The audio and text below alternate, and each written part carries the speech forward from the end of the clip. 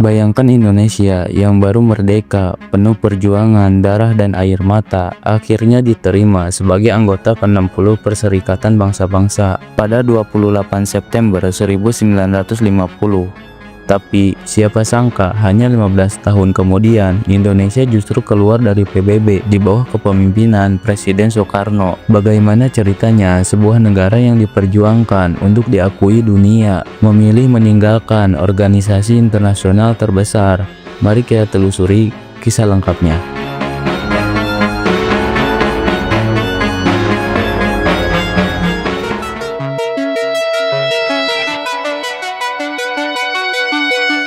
Setelah proklamasi 17 Agustus 1945, Belanda berusaha kembali menjajah Indonesia. Perang besar pun terjadi, dikenal dengan Revolusi Kemerdekaan. Pada saat yang sama, dunia mulai memperhatikan Perserikatan Bangsa-Bangsa atau PBB membentuk Komisi PBB untuk Indonesia, namanya UNCI, untuk membantu menengahi konflik ini. Dari situ lahirlah berbagai perundingan penting seperti Linggat Jati, Penpil, dan Roempan Roijen. Dukungan internasional melalui PBB menjadi dorongan kuat agar kemerdekaan Indonesia diakui lebih cepat.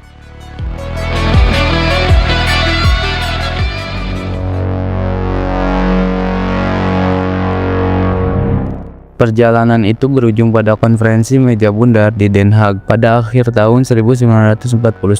Dalam perundingan panjang itu, akhirnya Belanda mengakui kedaulatan Indonesia pada 27 Desember 1949. Pengakuan ini adalah pintu utama yang membuka jalan Indonesia untuk diakui dunia internasional. Secara resmi, setelah statusnya jelas sebagai negara merdeka, Indonesia bisa mengajukan permohonan bergabung ke PBB.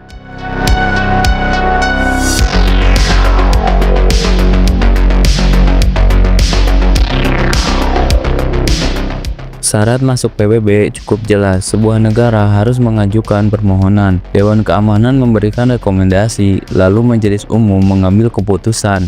Indonesia melalui semua proses itu, dan pada tanggal 28 September 1950, Indonesia resmi diterima sebagai anggota ke-60 Perserikatan Bangsa-Bangsa. Hari itu menjadi momen bersejarah karena akhirnya dunia mengakui kehadiran Indonesia sebagai bagian dari keluarga besar bangsa-bangsa.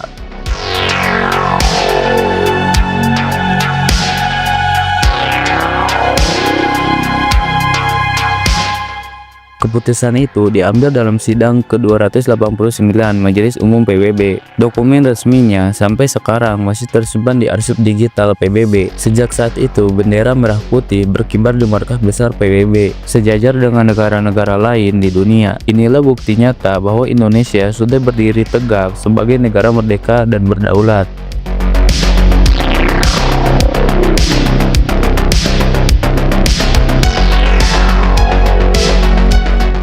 Peran PBB untuk Indonesia tidak berhenti pada penerimaan anggota saja. Sebelumnya, PBB sudah ikut menekan Belanda agar menghentikan agresi militer. Lewat UNCI, PBB memantau dan mengawasi jalannya perjanjian antara Indonesia dan Belanda. Dari sini terlihat jelas bahwa PBB memainkan peran penting sebagai mediator dalam masa-masa sulit perjuangan kemerdekaan Indonesia.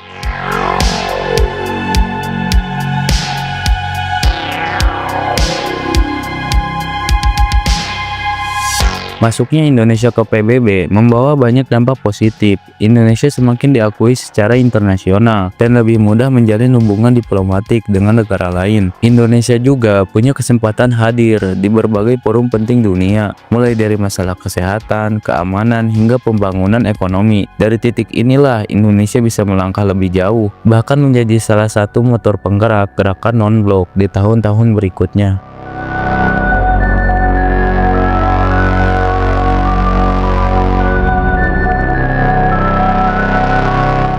Namun perjalanan Indonesia di PBB tidak selalu mulus. Pada 7 Januari 1965, Presiden Soekarno secara resmi mengumumkan bahwa Indonesia keluar dari PBB. Alasannya karena PBB menerima Malaysia sebagai anggota tidak tetap Dewan Keamanan, sementara Indonesia sedang dalam konflik konfrontasi dengan Malaysia. Bagi Soekarno, PBB dianggap memihak Barat dan tidak adil terhadap Indonesia.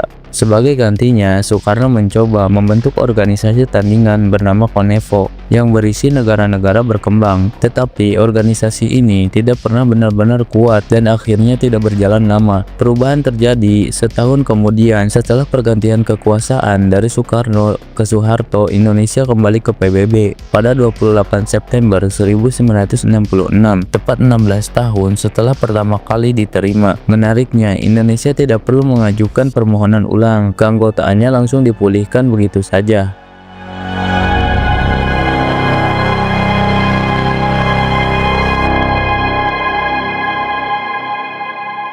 Itulah perjalanan dramatis Indonesia bersama PBB, dari perjuangan keras hingga diterima dengan bangga pada tahun 1950, kemudian keluar secara kontroversial pada tahun 1965, dan akhirnya kembali lagi pada tahun 1966.